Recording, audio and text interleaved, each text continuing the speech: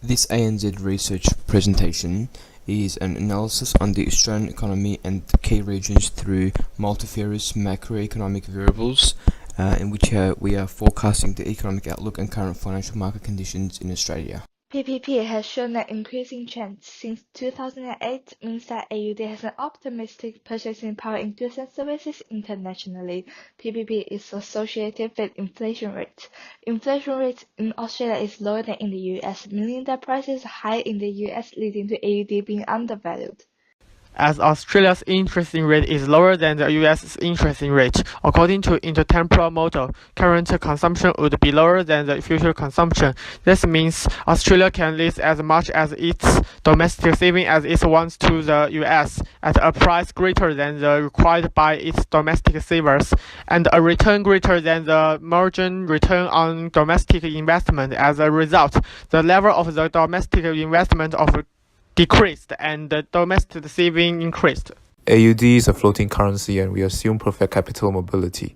An expansionary monetary policy will shift the LM curve to the right. Hence, the balance of payment deficit will depreciate the domestic currency.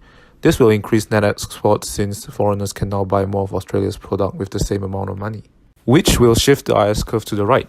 The final equilibrium is reached at point E2, where at the same interest rate, production has increased greatly. Monetary policy works perfectly for Australia under this model. An expansionary fiscal policy will shift the IS curve to the right. The economy will therefore have a balance of payment surplus, which in this case of flexible exchange rate will appreciate the domestic currency.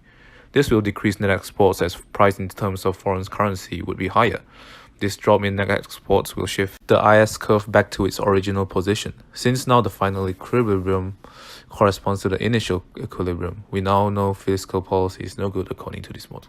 Australia's average inflation rate is 5% and unemployment rate is at 3%. This is the desired rate for Australia. However, Australia is running a current account deficit. According to the Swan diagram, Australia would sit on the internal balance but not on the external balance, because internal balance is relatively inelastic and external balance is relatively elastic. An increase in nominal exchange rate, which increases the production and reduces spending on tradables, would restore external balance. The economic outlook shows us that Australia still has room for growth in household spending, which would benefit the overall GDP and the consumption growth. RBA should target an inflation rate of 2 to 3%. On behalf of the ANZ research team, we would like to thank the audience for their time.